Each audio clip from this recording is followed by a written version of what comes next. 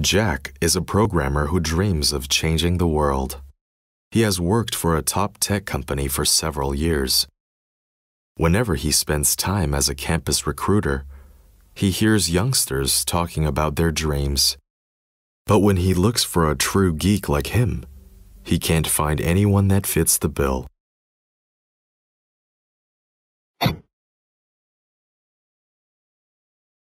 Another perfect morning, Jack thinks.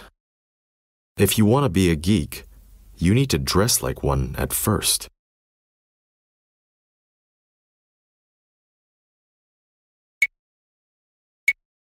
Perfect. Jack often feels pity for people who have to get up early to catch the metro. Since his company follows a flexible schedule, he can go out when fewer people are on the subway.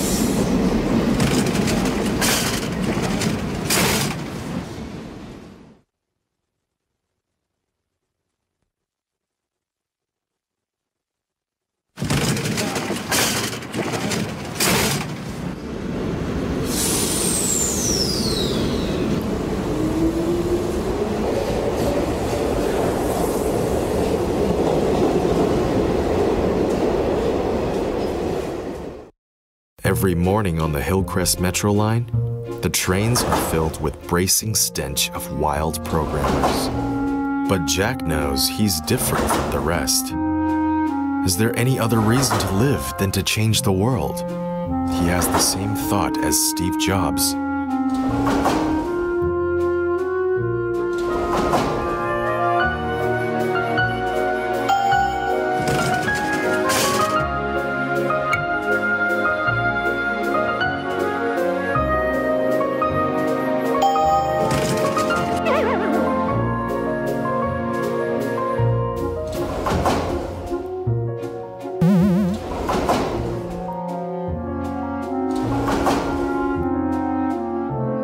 But how to change? He's not sure. That's okay, he thinks. He's still young, and time is on his side. His current plan is to gain experience at a big company and gather the strength to change the world in the future.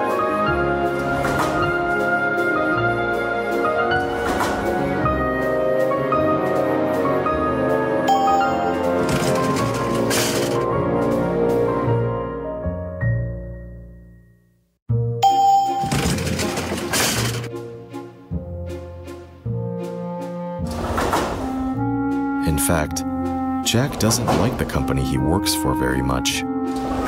Even though the company pays for his talent, they can never buy his heart. If I were the boss, I'd just earn money and grow my company without being evil like this.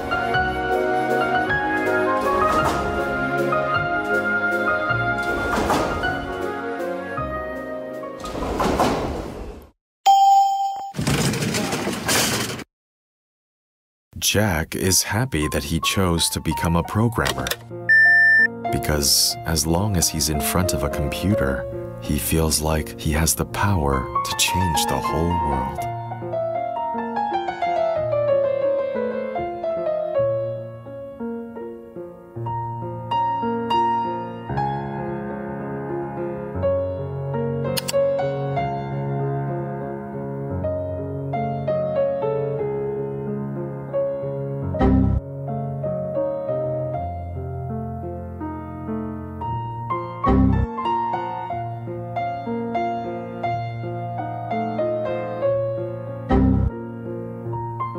There are two types of people in the world, those that understand binary and those that don't. As a die-hard geek, Jack hates to use IDEs like Visual Studio and Vim. Just a crutch, a beginner's toy. A real expert can create the most brilliant codes with nothing but a plain text editor like Notebook.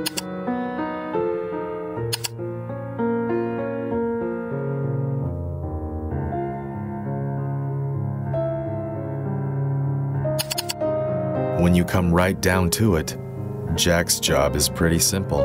All he needs to do is type O's and 1s in the right order.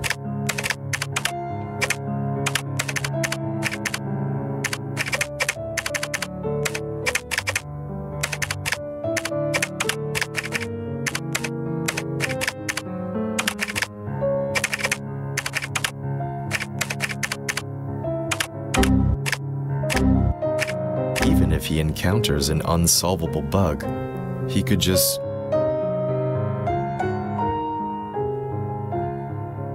tell the product manager that her requirements are impossible on a fundamental technical level. Such a huge company. Jack thinks that most people are totally wasting their time here. Barely anyone here truly loves technology, shares his belief in the potential for progress, or hopes to change the world. With that lonely thought in mind, he keeps typing O's and ones.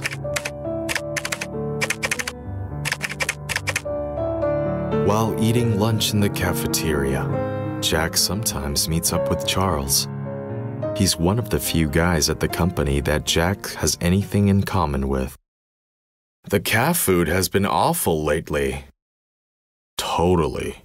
The logistics department has lost their minds. Speaking of which, our new product manager is a dumbass. You can say that again. Her requirements are ridiculous. I wonder why they even recruited her. As far as I'm concerned, everyone in HR is a real dumbass. I read in Steve Jobs' biography that the kind of people a company hires is determined by the founder's genes. I think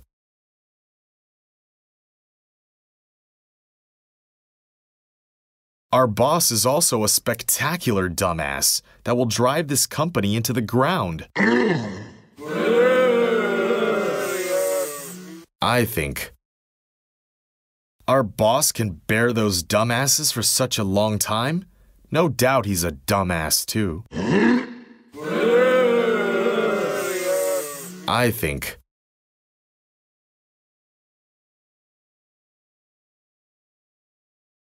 Java is the most practical programming language. We should use Java in our new project.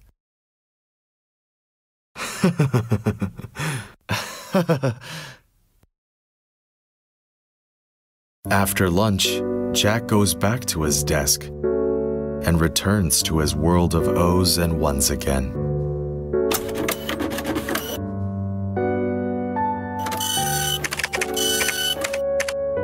In the real world, there are too many things we can't control. Like the people who leave you. Like the dreams you chase while you're young. But in the binary world, Jack feels like a wise and powerful emperor. No one can control me, and nothing can stop me. From the depths of the sea to the ends of the earth, I go wherever I please. Maybe this is what they mean by free as the air, Jack thinks.